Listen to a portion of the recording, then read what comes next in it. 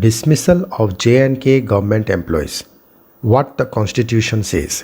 The employees include two sons of Hizbul Mujahideen chief Said Salahuddin.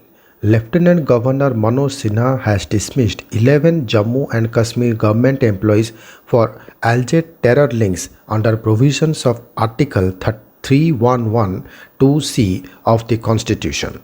The employees include two sons of Hizbul Mujahideen chief Said Salahuddin. Constitutional provision.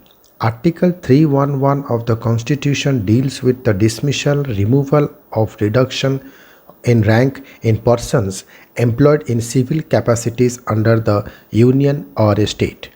Under Article 3112, no civil servant can be dismissed or removed or reduced in rank except after an inquiry in which he has been informed of the charges and given a reasonable opportunity of being heard in respect of these charges.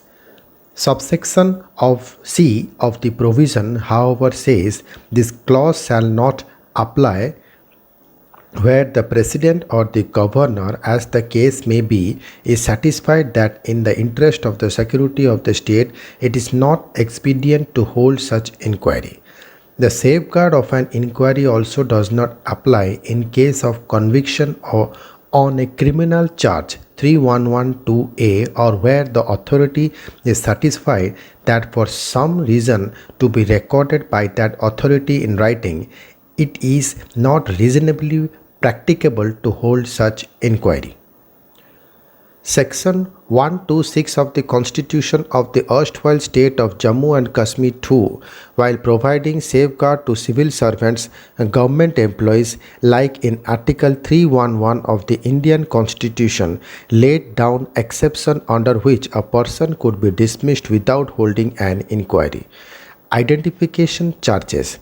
To screen the cases of employees suspected of involvement in activities requiring action under this provision of the Constitution, the Jammu and Kashmir government had in April this year constituted a special task force headed by Additional Director General of Jammu and Kashmir Police as its chairman and having members representing the departments of Home, Law, Justice and Parliamentary Affairs.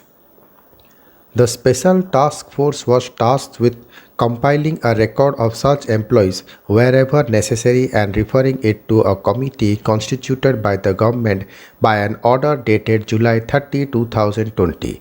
The charges against the sacked staffers range from propagating and promoting the secessionist ideology of Jamaat-e-Islami, Duktaran-e-Millat, and their sponsors in Pakistan, to informing militants about movement of security forces harboring militants and hawala transactions. A remedy available.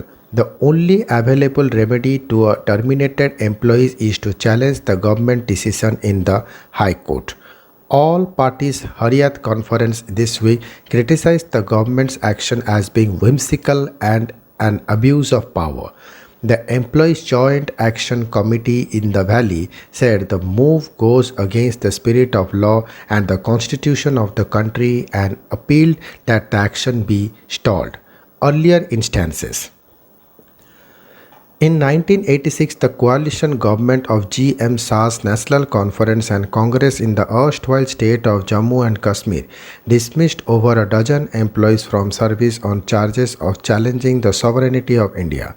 The dismissed individuals included prominent separatist Kashmiri leaders Professor Abdul Ghan Bhatt, Professor Muhammad Ashraf Saraf, Dr. Ghulam Qadir Sofi and Javed Ahmad Mir, who had participated in an agitation spearheaded by Muslim Employees Front, which according to the government had led to a communal situation. While most of these employees were reinstated by the court, the government action led to the formation of the Muslim United Front in 1987. In another similar action, former Governor Jagmohan had terminated 5 government employees, but he withdrew the order following widespread protests by employees. The PDP-BJP government too terminated the services of nearly a dozen employees in 2016 for participating in anti-national protests and rallies. Thank you.